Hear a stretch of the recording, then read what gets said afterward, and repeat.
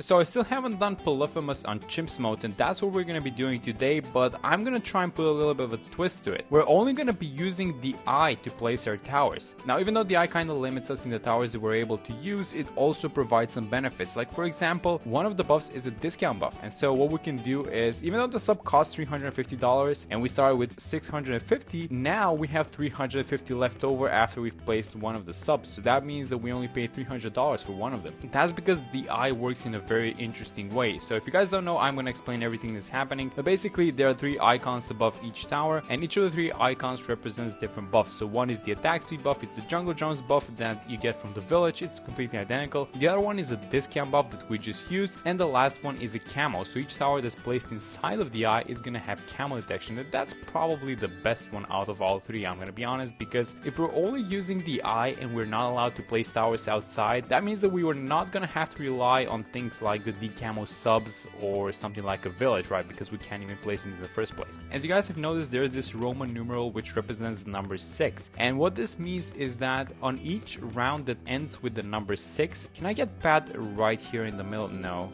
Okay, let's just have him a little bit down then. Like that, I guess. So you can place Pat in water, by the way. We're gonna have him on strong, and we're also getting a discount on him. So he costs $865, but you need to get $865 in order to place him. But then when you place him, the actual cost is a little bit lower. So that's how discounting works on base towers as well. Okay, so round 15, let me just use the ability when the pinks come out, like that. Just to be safe. I think we were fine anyways, but let's just do it like that, and boom, there goes the eye. So it's $500, and then the way that this map works is the eye closes each time there is a round ending with the number 6. So it's gonna be 16, and then 26, and then 36, and so on. But that's not the only catch. The other catch is that the price for opening the eye increases by $500 each time. I did the maths on how much this is gonna cost us through an entire Chimps game, and it's $22,500 that we're going to have to spend just to keep the eye open, which is just an insane number when you think about it. So we're gonna try and get a black border, obviously, and am I buying the airburst darts now? I think I am. I also bought the 100 on these guys because I want to have the sub on the left side, have the advanced intel, and I'm not sure if I'm gonna get the sub commander, but we're gonna see how everything goes. The only tower that's currently 100% guaranteed that I'm gonna buy is the carrier flagship, which we're gonna need in order to get the platforms, and then we're gonna use the platforms for an Arctic Wind Ice. Okay, so there we go, $1,000, and that is just a lot of money wasted, especially in these early rounds. Thankfully, this is an intermediate map, so it doesn't hurt as much. And let's get the Buccaneer over here. This is gonna be the carrier flagship one, but we still don't have the money for the hotshots. So round 28, I guess we're gonna have to rely on Pat to pop all these lead balloons. So let's see how we do. I'm gonna use the ability. And that's it, and now we're gonna have money for the hotshot. So the carrier flagship is a tower that's 100% going to get bought, but I'm also thinking about 2 different directions in which we can take this run. So direction number 1 would be buying a sub commander, and this goes well with the carrier flagship buff, which gives about an 18% attack speed, I think it was, to all water-based towers. So it's gonna be a little attack speed for all of the subs, and then the sub commander is gonna give them damage and pierce, so they're just gonna be very strong, especially with the pad buff. When we hit that button, they're gonna hit very hard, and that's direction number 1. Direction number 2 is just buy it. Option number 2 is we get something like the Sky Shredder. And so the Sky Shredder is another tower that also benefits from the extra attack speed from the carrier flagship. So that 18% attack speed is going to be kind of significant, I guess. And then when we activate Pet's ability, when we get an Alchemist for it, let's just see how we do versus the mob first. Yeah, it just gets deleted, it's not even close. And that is probably direction number 2, which I probably like a little bit more than the sub commander, just because the sub spam is such an overused strategy. I mean, it's not that people don't use the Sky Shredder either, but we can have it on the water. We're gonna get the discount for it. It's a very expensive tower because this discount also works on tier 5s. So usually the village discount stops at tier 3s, but this one works on all tiers. So that means that we're gonna get the Sky Shredder for a lot cheaper, 15% cheaper actually. Round 55, and these ceramics are kind of making it a little bit further than I would like to, so let's just use the ability for the 4th wave. Wow, they just disappeared, I guess. And yeah, we are about to have to spend $2,500 to open the eye, and I was just about to buy the flagship, by the way. Okay, so 58, we're about to have the flagship, and there it is. It's a 520 because, again, we don't need the camo. The other bonus that the bomb path provides is faster projectile speed for these small planes. It's about a 15% faster projectile speed, I think. And interestingly enough, the ice doesn't get... Yeah, there we go. So the ice, when it's on the platform, it doesn't get the discount, but it does when it's in the water. I mean, kind of expected, right? Because you need the towers to to be inside of the water, not in the range of the water. But yeah, I guess that's kind of expected. So we're about to face round 63, and I think that we're not going to have any issues, but let's just kind of monitor it and see what happens. I think that the planes are going to be able to deal with it easily. Wait a minute. Are you guys seeing this? The planes are not attacking the camo balloons.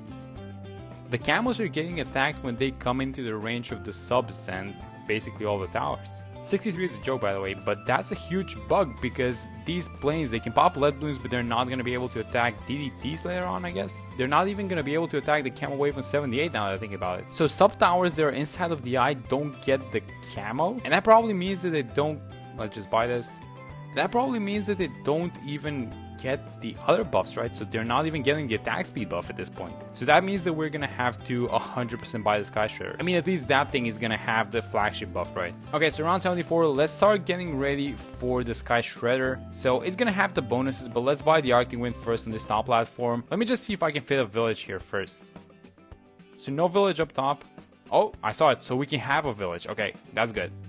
So let's just buy it. Let's just get a 401. This is going to be because we have camo. So 401 ace. And then let's see how we do versus 75 because of these double Moabs. There goes the eye, by the way. 3,500. And around 76. No problem. Wait a minute. Where's my ace? Hello?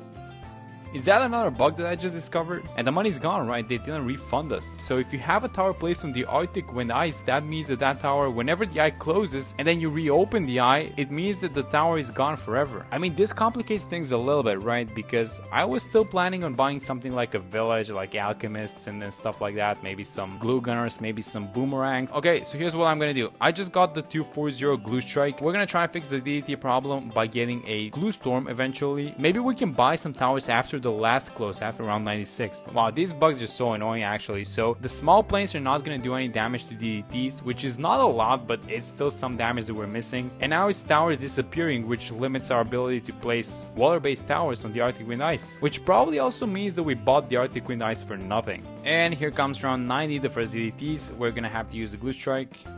Let's use it now. That was actually a lot easier than expected. I even used Pat's ability, but we might have 95 with this if we manage to get the glue storm by it. Okay, so we're about to have money for the glue storm. Let's just get it. This is gonna be our round 95 and round 99 ticket. But let's use the glue storm right now. And that was a little bit closer to 91. Okay, round 94, one of those more interesting rounds with a lot of RB. Let's see how we do. A bunch of BFBs and ZOMGs, and that's about it. But they are coming in hot from both sides. So let's see how we're gonna do. Let's use the glue storm, and we can use Pat's ability, I guess. Do we have to?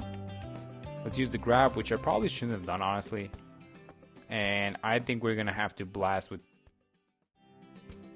Wow, that snipe was very close. But let's just clean everything up in round 95. We should have everything up for 95. But let's just think about this one for a second. So what do we want to do? So whatever we place in round 95, it's gonna disappear in round 96. And I'm thinking of getting a Sabo. I think that that's gonna be still cheap enough to be worth the sacrifice. And for us to also have the money to even buy the eye, right? So let's just get a Sabo. How much is this gonna cost? 4.7. So it's gonna be about 5.5k, I guess, with the discounts. Maybe closer to 6k. And hopefully this is enough to beat round 95 along with the glue storm, because we do not have other sources of damage for it. And let's see how this is gonna go. Let's use the glue storm. DDTs are incoming. Let's use the Sabo now, a little bit later, just because it doesn't cover the entire time the DDTs are coming out. And I'm kind of saving Pat's ability, but I think I'm gonna need to use it. Or am I? Yeah, let's use it. Let's just be safe about it. Let's just use it. And that's it. Okay, so this run is somehow still going. We don't have that much damage, but the run is still somehow going. And a little bit of a bug again, but that's fine. So let's see how much this is gonna cost. $4,500. There goes the Sabo as well.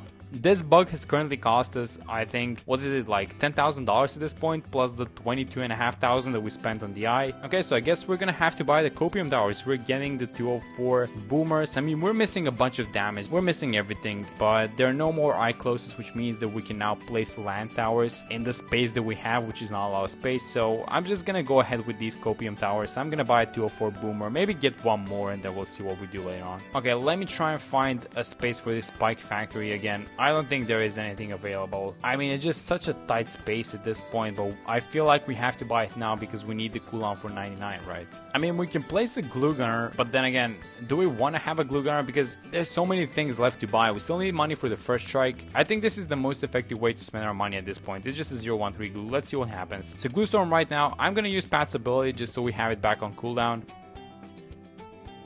Let's just have Pat. I guess I should switch it to first. Yeah, let's have him on first for a second.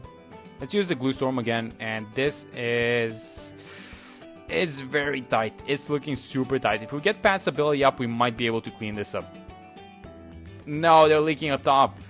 No, this is it. Oh, the save? Nah, never mind. It was way too much. Okay, so I pressed restart because I wanted to try this thing again, and the eye cannot be opened anymore. It's closed. But here's the thing. You can still place towers inside of it. And that is yet another bug that I've discovered, which is bug number 3, I think, at this point. So I'm not gonna end this video on a loss. I'm gonna do the entire strategy, and because we lost around 98, I'm gonna show you guys the last 3 rounds from this run. Okay, so as round 98 is approaching, I bought everything that I wanted to buy in the previous round. So we have the Sky Shredder. I bought the Solver as well, just because I hadn't tried it in Chimps Mode after the last buff. But all the towers are the same. I bought a bunch of Alchemists just to keep these towers buffed. And let's use Pat's ability and just completely melt this thing, because the Sky Shredder is a really good tower. Let's slow everything down. Let's just buy the Absolute Zero for around 99, because why not? I think we're gonna have it up and use it immediately for these DDTs.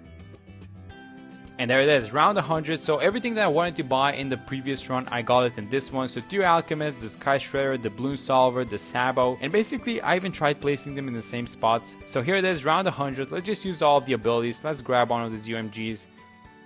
And that is round 100. And that is Chimps Mode beaten on Polyphemus.